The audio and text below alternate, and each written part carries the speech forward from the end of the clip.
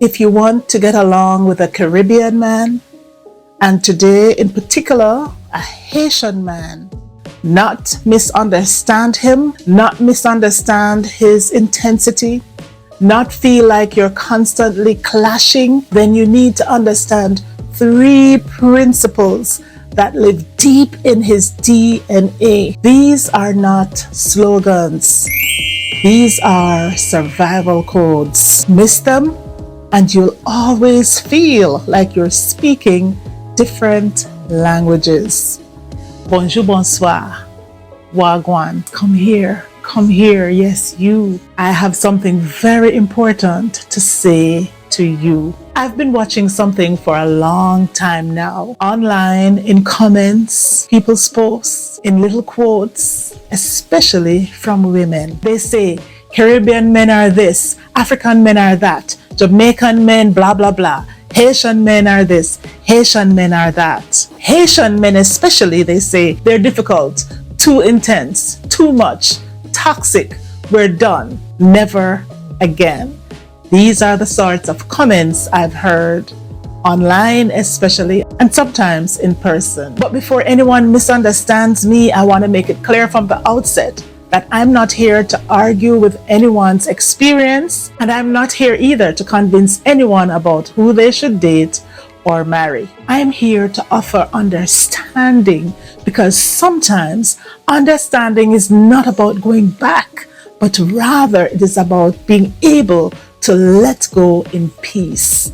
If this is your first time here, my name is Angie Marie, and I'm a Jamaican who has lived in various continents. I understand different cultures. I love culture. I love people. And on this channel, we try to bridge the gap. We try to build bridges between people so there's mutual understanding, love, peace, and joy. Welcome to this channel. I'm elated. I'm very happy that you chose to join me. And if you are a return subscriber, thank you so much for being the best part of this channel. Welcome.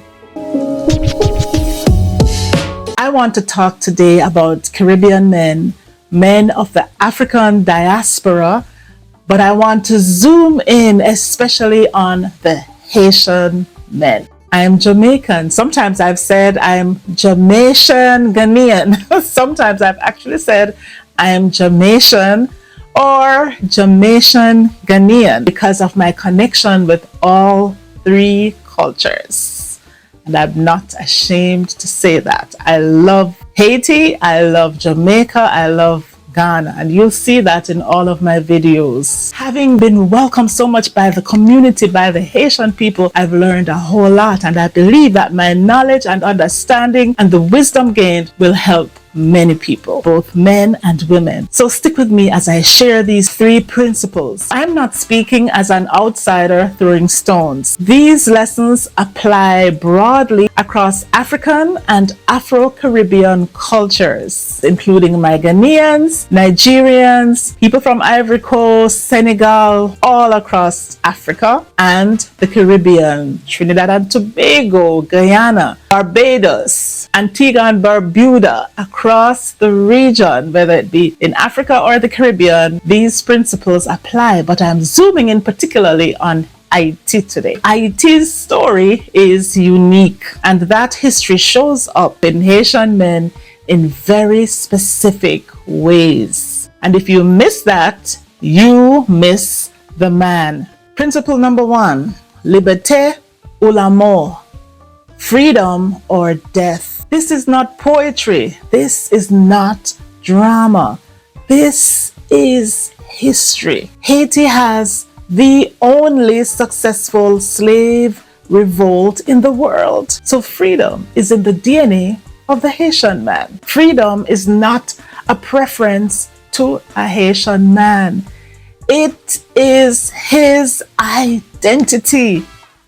And if you cannot handle that aspect of the man, then you have to consider what you need to do next. You cannot control him. You cannot manipulate him. I'm telling you, for a period of time, the man is not ready or willing to surrender his freedom to anyone, whether he's in a relationship with you or married. It's the truth. You see attitude, but he feels chains. He feels chained. Oh my God. Trying to control a Haitian man is like putting a leash on the wind. It won't work. You don't tame it. You just create destruction when you try to do that. This is why constant monitoring, constant pressure, humiliation, or domination hits a nerve. If you feel that it's working for a while, something is brewing under the surface, okay? Now, let me say this to be honest with you. There may come a time when he's ready to give up some of his freedom because he loves you enough and is ready to be aligned with you, both of you having the same purpose, the same alignment, and he has his focus. If you are a woman who feel that you want to control, manipulate, and all of that, it's not gonna work with a Haitian man. And if it works for a while, it's temporary because there's a spirit. It's pretty much part of the DNA of that Haitian spirit.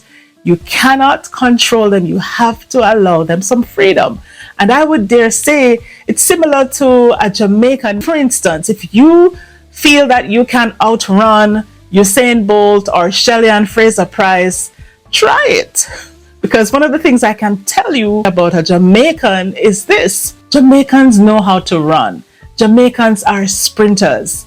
We do not like stress, harassment, and so forth. We know how to run away from issues, from things like that. So you may feel that you're dealing with a Jamaican and you're gonna be constantly harassing and annoying them. At some point, they're going to run away. But anyway, this video is not about Jamaicans. We're talking about our Haitian men. I did a video before where I spoke about 5 things I noticed about Haitian men that are similar to our Jamaican men, but today is different. I'm gonna give you 3 guiding principles that will help you if you want to maintain a good relationship, a great understanding, and to have peace with a Haitian man. I'm sorry I'm telling you as a Jamaican, but I know what I'm talking about. I've had limited intimate experiences with men in general, but I know enough to have observed these 3 principles, and I hope you're open to listening. Now let me pause here because this part is very important. Let's not mistake freedom for irresponsibility. From what I know about Haitian men, responsibility is not something that they have to learn. Responsibility is ingrained in their DNA. That's just my observation, especially where it comes to their family, their focus, and having principles. I've seen it in all the Haitian people that I know. If there are bad ones, I've not yet met them. And I'm sure there's no country, there's no person that's perfect. So I'm sure there are imperfections there. But in terms of what we're discussing today, this is what I've seen. As fathers, as providers, as supporters, as employees, as mates, Haitian men show up with a strong sense of duty. When I moved to the United States, my first job was in Connecticut. That was the first place that I started meeting Haitian people. And I'm telling you the truth, you won't find them being late. Punctuality, they're there on time. They focus on their job, they work, and they're not the type of people to be calling out from work. I cannot think of any time when the persons I knew called out like that. So they have that integrity and responsibility where it comes to their jobs, their mates, their families, their children, and I believe their country as well. A lot of Haitians relocate and move up for safety and for opportunities. We can't blame them for that because guess what? They do have to take care of their families. What they resist is not responsibility. They resist control without respect. Yes, there is a difference. And I'm going to share a personal example with you, something that happened to me. You know, well, I know, in my experience, most men do not like to apologize. One of the few times that a man genuinely apologized to me for hurting my feelings and promised never to do it again, it was a Haitian man. And guess what? He kept his word. Of course, he's not perfect. He was not perfect. No one is. But that particular promise, I'm telling you, he kept his word with that promise. Now, other things may have happened, but one thing I could praise him for is that when he promised never to do that thing again, he did not. And he could have, but he just did not, because he wanted to honor his promise, his word to me. That specific boundary was respected. And for me, that speaks to his character. Men do not like to apologize. Men do not like to promise not to do something again. But he did, and he kept his word. Even fewer men will change their behavior, and even less will keep their word where it comes to a specific boundary. What I experienced with him is a very masculine Haitian trait, when the man is self-aware, respectful, and grounded in honor. In Haitian culture, their word is their bond. Many of us Jamaicans are like that too. My word is my bond. People who have integrity and good character are like that. Their word is their bond. It's a commitment to keep what they said they would do. So when he said, I won't do that again, and he did not, that's not accidental. It's principled masculinity. That specific boundary which I named was honored. Don't get me wrong, I'm not saying they're perfect, okay? No one is perfect, but I'm telling you what I know, what I've observed. As a general principle, a Haitian man needs their freedom. If you're a woman who has been hurt, disappointed, emotionally exhausted, and you've said, I'm done or never again, let me let you know I understand and your feelings are valid. This video is not here to erase your pain. Understanding does not mean validating disrespect. You can understand someone deeply and still decide that this is just not for me, and that's okay. So if at any point this video gives you clarity that helps you to move forward, then this video has done its job. And so you may ask me, Angie, if I'm with this particular man, how do I get along with him? How do I get him to do what I want and be what I want? Especially when he has wandering eyes, when he's flirting, when he's cheating, what do I do? Of course, I'd like to invite you to check out my coaching program. But what I'll say to you first of all is that sometimes you could be with the right person, but not at the right time. That's one. Two, I believe that the first thing we need to consider about the individual is his character, not just his culture, because character supersedes culture regardless of where a person is from. So if you find someone who has integrity, honesty, truth, reliability, then most of your problems would be solved. Okay? So look first at the person's character, not whether they're beautiful, they're handsome, or the way they speak and so on appeals to you, they're great in different ways. Look first at the character, because someone who has a good character still needs the freedom, but the freedom will not be used against you in any way. He will consider your feelings when he's taking his decisions or taking certain actions. But sometimes the truth is that the gentleman is just not ready to settle down. And you need to understand that when he's not ready to settle down, no amount of control, no amount of manipulation is going to change him. I hate to say this, but this is the truth. You cannot change a grown person no matter what you do. You'll be fighting a losing battle. That person needs to be ready and wanting to change themselves. Child psychology will tell you that even a child, you have to curb them and address certain issues before the age of 5. Because once the child gets to age 5, that tree is already set. And children also would be resistant to change. They no longer wear diapers. The only time you may successfully change a grown man is when, if the both of you live long enough, probably in his 90s or older, and then he may need your help to change a diaper or something. But outside of that, the person has to be willing and ready to change themselves. It's going to be too much of your energy to try to do it. You're probably asking, how do I work with this man if he wants freedom and I want him to focus on me and what I think, what I want? I want him to just listen to me and listen to me. I still believe that there are two main things that must happen for a relationship to work. For one, both you, the man and the woman, needs to understand their purpose, and there has to be alignment.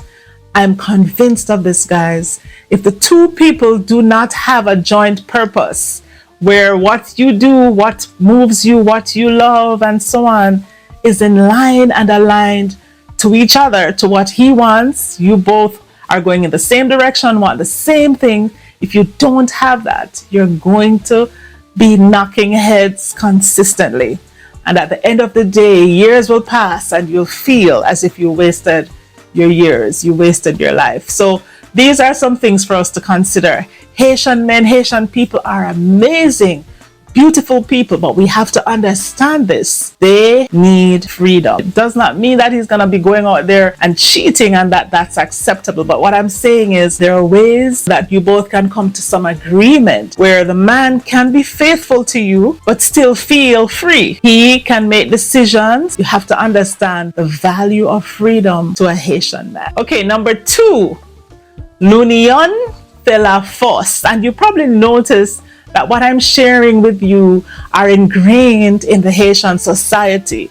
So when you understand that it's ingrained in the Haitian society, then you'll have a better understanding of why the men are so much like that. What do I mean by l'union fait la force? It means unity is strength. United we stand. They're very warm, they're engaging, they love people from all over the world. And when Haitians relocate, move overseas, you're going to see that. Because even from the history of Haiti, listen, going back to Dessalines' time and Christophe and the historians of hundreds of years ago, Haiti has always been the sort of country that hugs, embraces, and includes other people. They embraced the Polish, they assisted the United States. They have helped many Latin American countries and other Caribbean countries to gain freedom. So it's part of the nature of Haitians to be warm and engaging and to love people. Sometimes as a woman, you may have a difficulty with that. You say, why can't he just focus on me and forget all these? No, it's literally like part of the assignment that he came to this world to complete. And you have to allow him. L'union fait la force. You can join force and also be united in the process to help him as he moves forward. To help your man, your Haitian man, as he moves forward.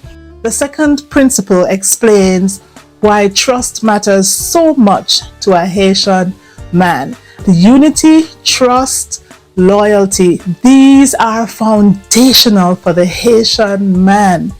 If you ruin his trust, it becomes like a real fracture. Believe me, when trust breaks, it is not drama to him. Rather, it's fracture. I'm very serious.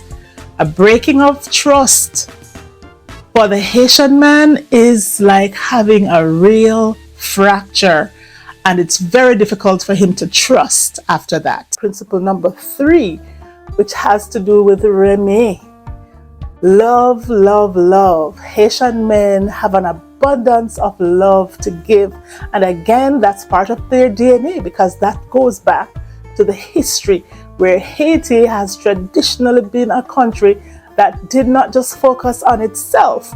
If you have the privilege of meeting Haitian men, you'll understand that they're very expressive with love. If they love you, they will tell you. You may notice the frequent use of the term chérie, in their songs, in their conversations, and in everyday life. It's a word full of respect and affection. Chérie means sweetheart or love, and in Haitian culture, it's one of the purest ways to show warmth. This warmth is cultural, not manipulative. In Haitian Creole and Haitian French usage, chérie is relational, not transactional. It's used across relationships for family, friendship, romance, and signals warmth, familiarity, and care, not ownership. So when a Haitian man says chérie, it often means I see you as someone worthy of warmth. It's not I'm trying to hook you. That distinction is everything. Love is expressed openly, generously, and sometimes intensely. Because Haitian men love deeply, and yes, they show it. They say chérie, they affirm, they give, they speak affection naturally. Some may call this love bombing, but often it's simply cultural expression. The key is consistency and consciousness. Love must feel safe, not confusing. So to the woman who loves a strong man, I want to say that understanding him does not mean abandoning yourself. Loving him does not mean managing his impulses. Patience does not mean endurance without peace. Your job is not to shrink so he can feel free. Your job is to stay rooted so love can meet you where you stand. A man aligned with his principles does not need a woman to beg him for consideration, and a woman aligned with her purpose does not compete for reassurance. When love is right, it does not cost you your clarity, your health, or your sense of self. And to the men listening, especially the strong ones, I'd like you to hear this. A good woman doesn't leave because she stopped loving you. She leaves because she loved herself enough to stop bleeding quietly. Freedom without awareness can cost you a queen you didn't realize was holding the line for you. This isn't about control, it's about consciousness. When a man becomes aware of how his actions land and a woman becomes firm in who she is, love doesn't become smaller, it becomes safer. And for the woman asking, what do I do if I love him but I'm losing myself? This video can't answer all of that for you, but you don't have to figure it out alone. That's why I offer one-on-one coaching for clarity, alignment, and peace, whether you stay, leave, or heal. Ready to build a new Haiti? Ready to build a new Caribbean? Let's go, king. Let's go, queen. Our kingdoms aren't behind us. They're waiting for us.